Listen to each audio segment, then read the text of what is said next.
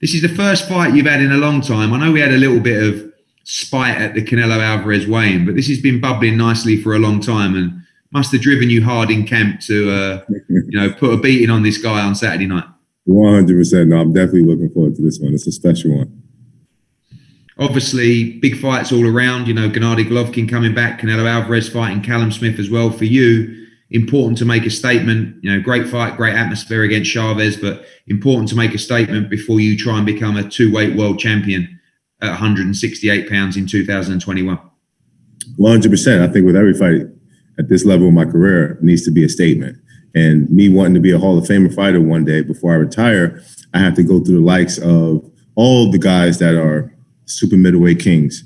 Gabriel Rosado is a personal grudge match. I won't count this as a stepping stone, but at the same time, I do need to look impressive. I do need to be spectacular. And I do, if I don't get the knockout, I need to at least dominate this guy every round, because he's not in the caliber of a guy that the public thinks, I need to be in that represents, the top tiers of the super middleweight division. Why is this wrong? Thank you, Daniel. And we're going to go to the guys on Zoom for questions. Anthony? Corner man, first question, please. Good afternoon, gentlemen. I have just one question for Danny. Danny, there's a lot of bad blood, building up to this fight. A lot of speculation between you guys.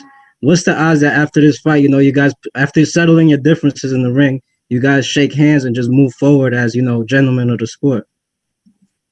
I mean, it's very possible. I mean, I don't hate any man. I mean, life is too good for me to want to hate a guy for the rest of my life.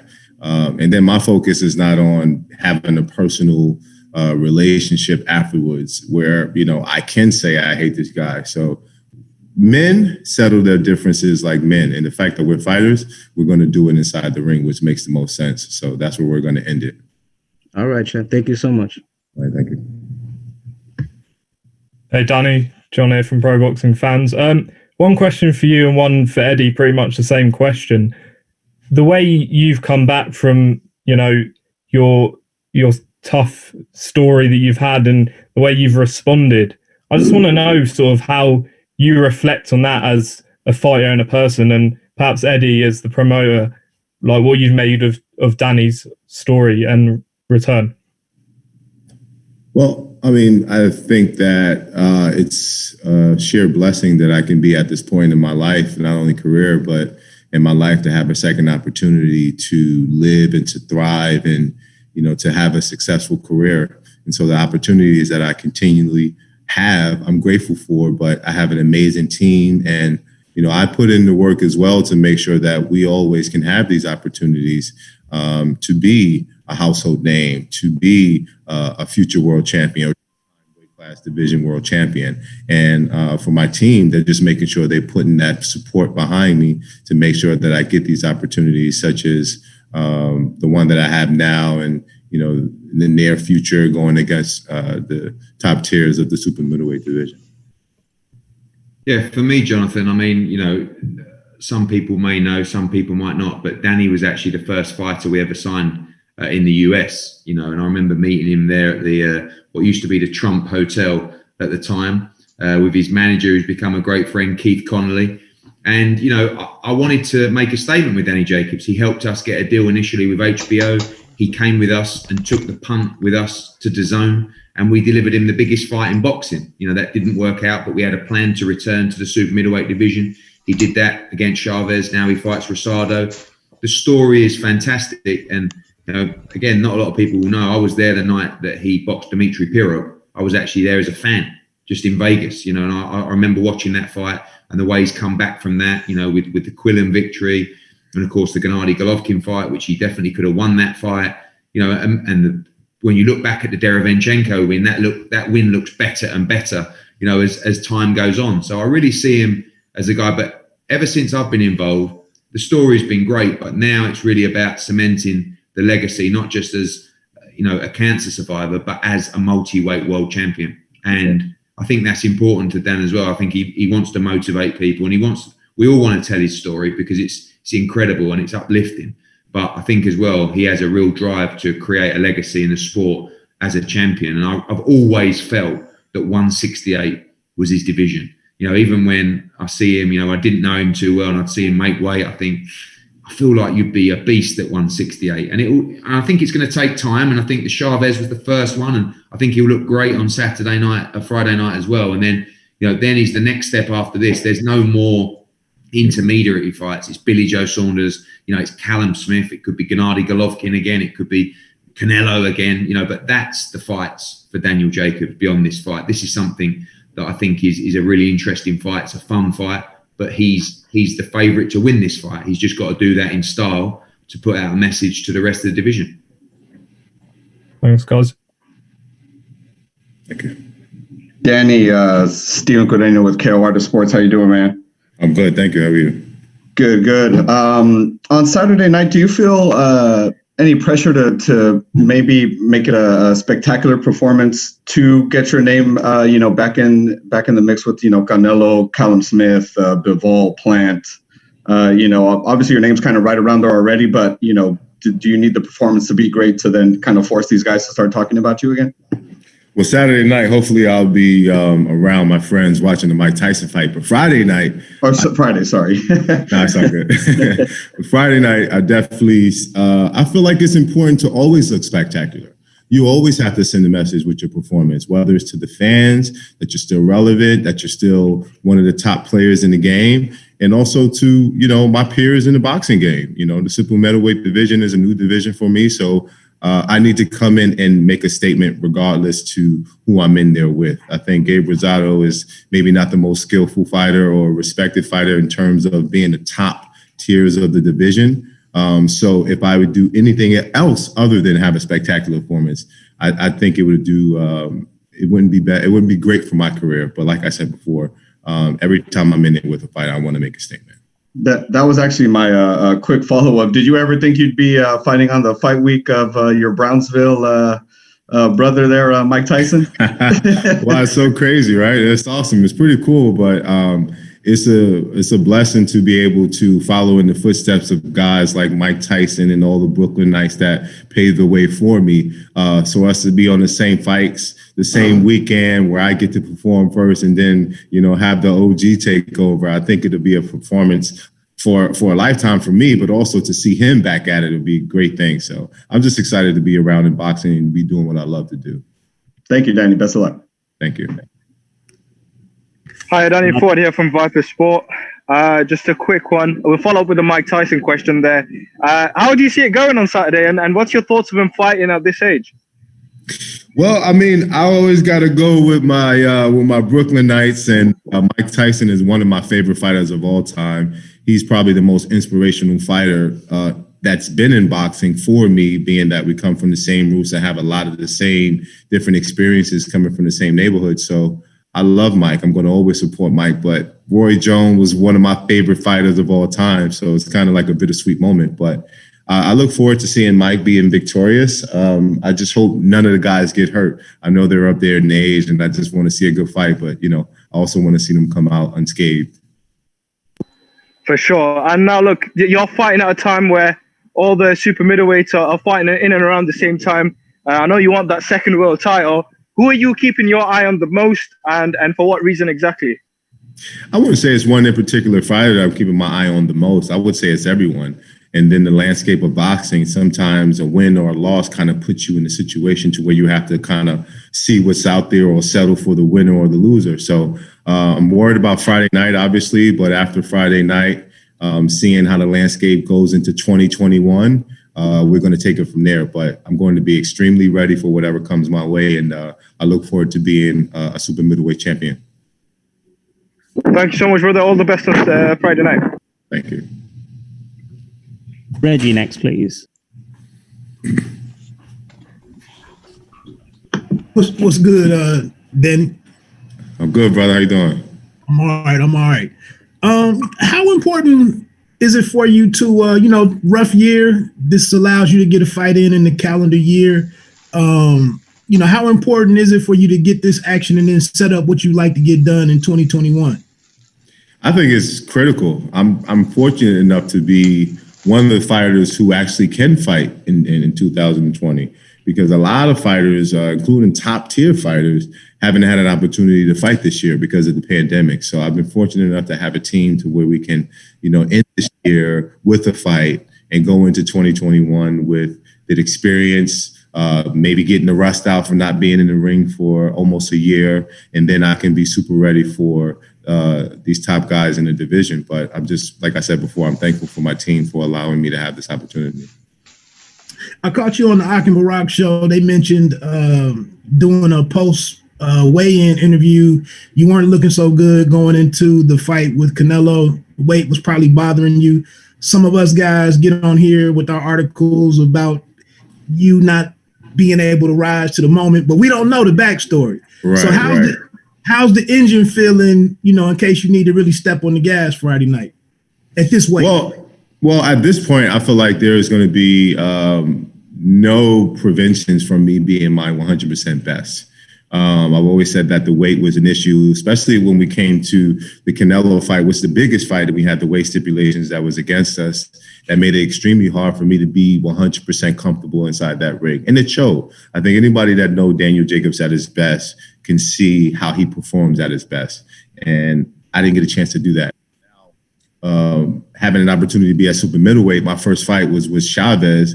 You've seen the results to that. You see how snappy I was, how elusive I was, how strong I was. And, just me putting my best foot forward and being at my very best. You've seen that. And now this is going to be a continuation of that. Just me having no excuses whatsoever because there's no stipulations now that I can make the weight, now I can be 100%. Now I'm going to go into each fight 100% confident, and you're going to be able to see my best version. So moving forward, you're going to see a lot of performances like the Chavez and better. All right. Best of luck to you, man. Thank you, brother. Appreciate it. Boxing Source, please. Hey there, Daniel. This is Jared Bell of the Boxing Source. What's going on? I'm doing well. Thank you. How are you?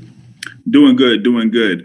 I know that you have this fight here on Friday, but next year you had the potential of being in position to fight for a world title, and you're highly ranked in the WBO. So what about a potential fight between you and Billy Joe Saunders for that WBO championship? How would that look? I think it looks fantastic. It's definitely appealing to me. I think it's a fight that could be made easily. But I've been calling Billy Joe out for some time now. And so hopefully we're in this position to where if we both can win our fights, that's a strong possibility for us to go into the near future. It only makes sense, I didn't catch him at middleweight. Hopefully I can catch him at super middleweight. But my whole main focus is to be a 2-division world champion and future Hall of Famer. So the fact that I have options and opportunities to fight other fighters if one fighter don't want to fight or if something falls through, I'm just very fortunate to have these opportunities. But I do think a Billy Joe Saunders fight makes sense.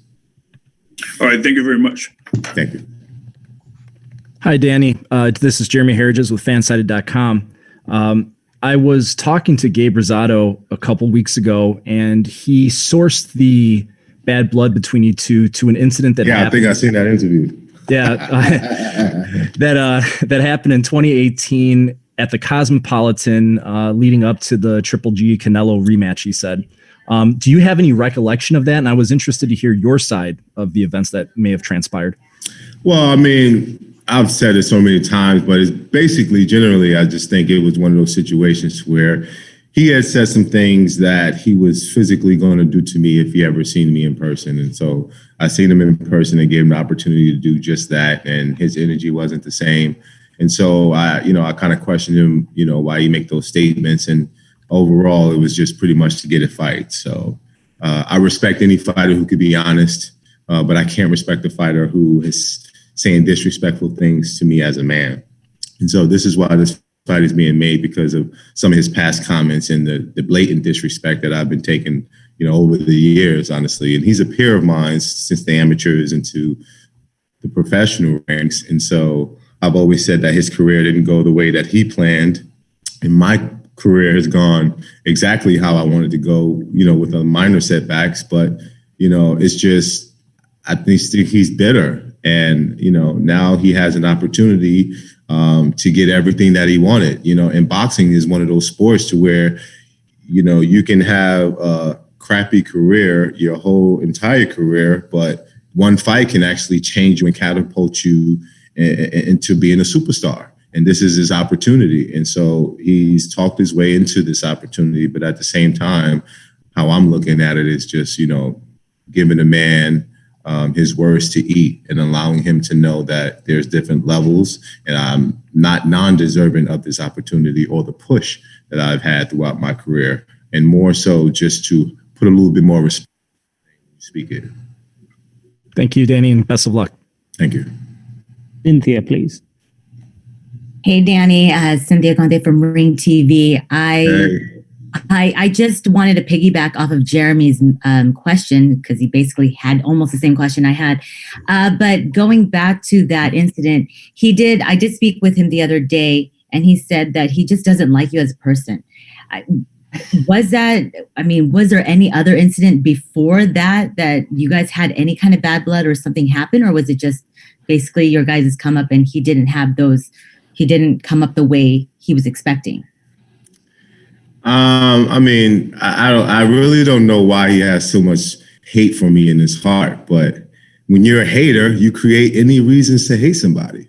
And when you see someone who you think you're supposed to be on that same level, having the success that you desire and you want, and you can't get it, whether it's because, you don't have the same skill set, or you're not winning fights, or you're just whatever you are. I can't speak for it because I'm not a hater. I can't speak on how a hater mentality thinks.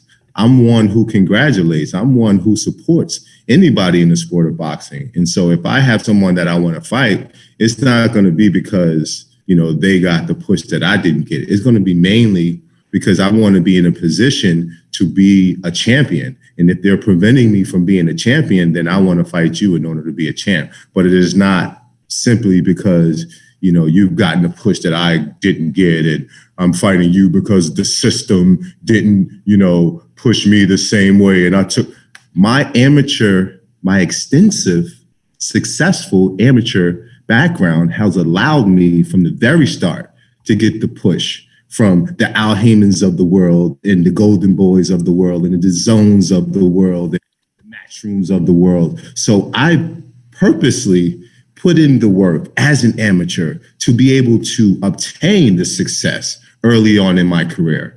And people had high hopes for my career. And my career went exactly how people with minor setbacks, people predicted this for my career because of the hard work that I put in. So it's not non-deserving. And when you have a guy who says all of this, he's not getting the fair share, he's not getting that, maybe you didn't do what you needed to do. And I put in that work since I was 14 years old. I made all the necessary sacrifices. I didn't have a teenage life. I didn't go to parties. I didn't deal with girls.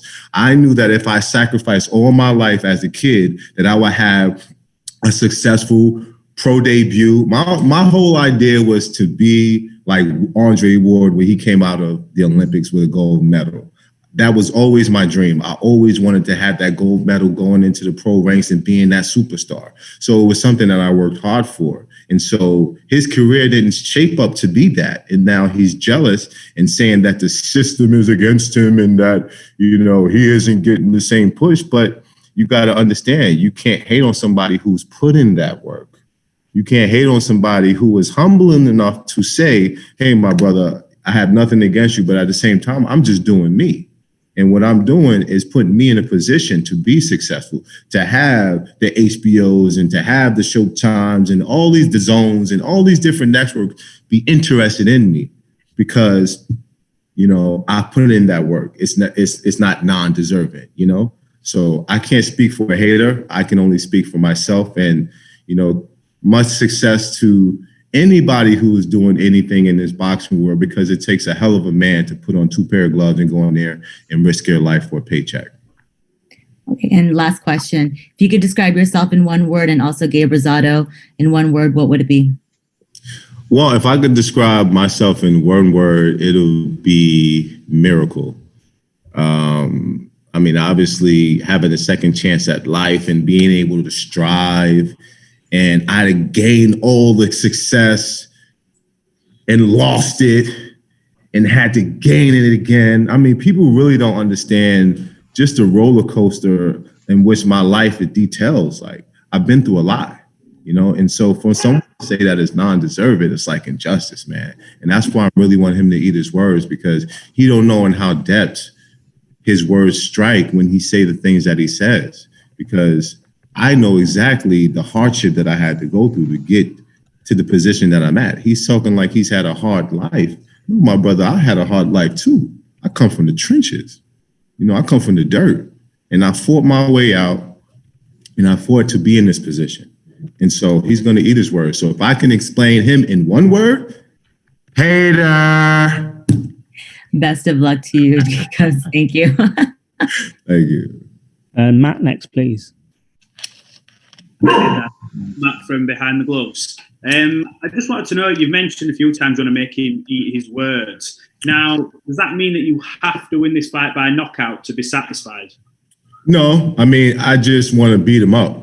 I just want to hear when I hit him with a body shot, him cringe, or, we know he's a bleeder. So I look forward to, his trunks being stained, my trunks being stained full of his blood. And I'm going to hang it up in somewhere somewhere in my house with a plaque. That's going to make me satisfied, because I know the pain that I'm going to put this man through because of some of the hateful things that he said for me throughout the years. And so this is the only way a fighter could get that revenge. This is the only way two men who are boxers get there and settle their debts. Just one more from me. Providing you do get the win on Friday night, what's your ideal scenario? Is it the winner of, say, Canelo and Smith? Where do you want to go? If you could choose, what's the route? Well, if I can choose, man, it's just anybody with the belt. I just want to be a two-time world champion. I have the team. Keith Connolly's my manager. He's the best manager in the game. I assure you that I'm going to set myself up in a position to get an opportunity to fight for a belt. And the landscape of the super middleweight division is amazing. I think that, winner or loser of the Callum Smith fight is an opportunity. Billy Joe Saunders is an opportunity. I've been calling out, Jamal Charlo for years now. So these are all fights that could be made. And I look forward for my team to make the right decisions for me. At the same time, we have options. And that's the beautiful thing about this situation. Cheers and good luck Friday, Danny. Thank you. YSM, please. Hi, Danny. How's it going? Good. Thank you. What skills or abilities does Gabriel Rosado possess that could possibly make this a difficult fight? You're making me think on this one. Boxing is a very unpredictable sport. And there's been times that I've actually went into a fight thinking that one fighter was going to offer something different, or, something what I'm used to or what we trained for from his past fights. And then he gave me a completely different fight. And so, you always just have to be professional and you have to adjust. And so if there's a situation in this fight where I need to adjust, I think I'll do just that. But I don't know if I'll see a different Gabe Rosado. I know he says he has Freddie Roach in his corner, and he vows that he's going to do things differently like he hasn't been doing before. But I don't know. I don't know if it's that easy to change your whole style or to teach your old dog new tricks. I really don't know. And it's not like, you cannot polish. He maybe be a little bit more polished, but I feel like we've seen the best Gabe Rosado. But as a professional, I think it's my job to train and be ready for anything. And that's where the respect lies. Me training 100% to be ready for whatever Gabe Rosado shows up. Thanks, Danny. I appreciate it. Thank you. Hey, Danny, how's it going? Good, thank you. Can you hear me? Yes, thank you. Cool. Hey, I saw you, gulping some water. We're a few days away from the fight. I would imagine being at this new weight, it's so much more. You don't have to constantly think about wait, and you're able to take the water that otherwise you wouldn't be drinking because you're having to cut to weight. Nice. Talk to me about physically how good of a feeling is it to be at a weight where you could be a little bit more. You could take in a little bit more food and drink a little bit more water during these weeks. Well, I just think it takes the stress off of not, focusing 100% solely on the fight. And when you're training for a fighter, especially at this level, we're at a level where we have to be extremely focused for the fight. You can't slack. You can't, be unfocused. You have to go in there with a clear mind. And I think the fact that 85% of my camps have been based off of just training and to lose the weight. Now we're at a position to where we don't really have to focus on the losing weight part. We can focus on polishing up our skills, specifically training for a fighter in their bad habits to be successful. And I think we're doing just that. So yes, I'm a little bit more vibrant. I'm definitely able to take a lot more water and food. It's unheard of for me to even eat on the weigh-in or the day before the weigh-in, which I look for and, for the rest of my career. It leads me to something that I've talked to you before in the past. You've mentioned because of the weight cut, it's affected you at times in fights. Are you expecting that much more out of you now at 168, to be able to get more out of your body in these bigger caliber fights when they do come? 100%. 100%. And I think that if you're depleted, I don't think you can give that extra oomph that you need to when it's time to get down and dirty and gritty.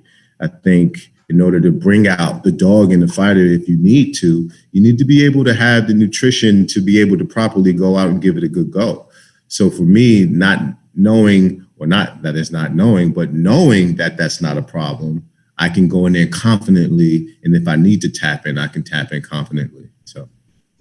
Good stuff, Danny. Thank you. I appreciate it. Thank you.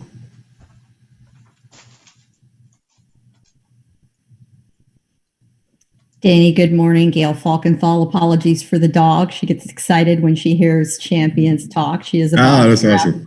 She is the boxer after all, so that's awesome. That's her thing. I believe this has been the longest layoff of your pro career. Is that correct? I mean, by just a little bit. My manager's right here. Is this the longest layoff that we had? Except for the cancer. Oh, except for the cancer that I had. But yeah. Right, aside from that. Yeah, so for sure. That's a long time between fights, and you've had to cope with pandemic conditions all that time. Yeah. So how have you stayed in shape, kept focused, prepared, and are you at all concerned about any ring rust? Well, yeah, I'm not going to lie. 100%. I am worried a little bit about ring rust because obviously during this pandemic, me being based in Atlanta, the cases were really, really spiking high. And it was a worry to even come outside. And so the first half of the pandemic, I didn't really get the best training. I made training camp in my home and did the best that I can do on my own. But obviously you need a training team to be able to give the proper boxing training. And so we didn't get that to, I would probably say the second half. And then we made sure that we had 11, 12 week of camp so we could try to get the rust out. But, you never know until you actually go inside the ring and you perform. So I think Gabriel Rosado was the perfect fighter to fight coming out of this pandemic. I mean, no excuses. For me, I know I have to still go in there and be professional and look my best and give it my best. But at the same time, the world affects a fighter, especially in these conditions, and you have to be realistic. And, kudos to all the fighters out there who are going through this pandemic and taking fights and still, giving it their best. I respect all of them, and I respect everyone who puts their pair of gloves on and risks their lives. But, my situation is a little bit different. I really didn't have the best training that I could possibly have, but I've 100% confident in the 11, 12 week camp that I had leading up into this camp. And it's been one of the best camps that I've had. And so we took every proper precaution to where we didn't get, COVID, or we stayed away from potential threats, or just in general, we made sure we was precautious. And so I look forward to coming and Friday night being victorious. Good luck to you. Thanks so much for giving up your Thanksgiving weekend for us. Yeah, that's awesome. I'm very grateful for that. Thank you. Hey, Danny, John here, Pro Boxing Fans. One more question we've obviously mentioned potential future fights with Billy Joe Saunders, Callum Smith.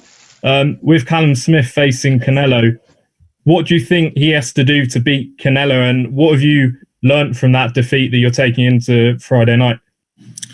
What I've learned from that fight that I'm taking into Friday night, I've already done, and that's move up to the super middleweight division. I think I wasn't able to be my 100% self or be able to give it the best go that I could because of the weight clause and the weight restrictions that I had, on top of already having a hard time with making the middleweight division. Now that I'm extremely fit, I don't have weight as an issue anymore. I'm super hydrated, and I only have the fight to worry about. I think it's going to be different every time out. From my performances, you're going to see a different Danny Jacobs. And, people even predicted that me moving up and fighting Chavez, that I wasn't going to be the same because of my past performances. Marco can tell you, there was a lot of people who predicted that Chavez was going to beat me.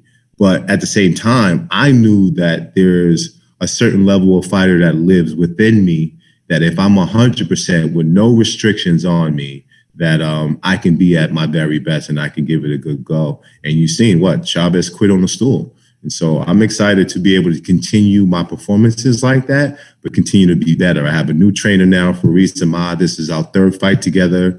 And he's an OG of the game. So, he's a former fighter as well. He trained the Army team on USA Boxing. So he's very knowledgeable of the game.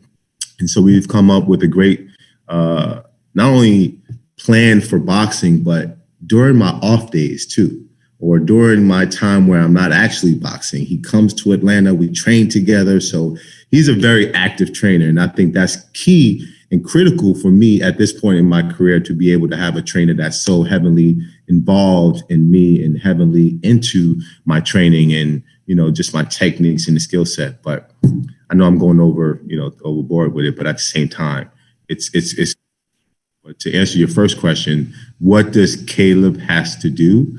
I just think he has to create a great game plan in order to beat Canelo. He has a lot of advantages, but the main disadvantage is probably be the experience.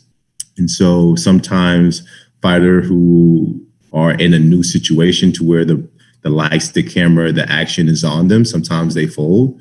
And so we never know. And I can't give a prediction, but I just have to say, in order for Caleb to be successful, he would have to use his strengths and cater to his strengths. And I think, it'll be an interesting fight, but I can't predict the winner. So.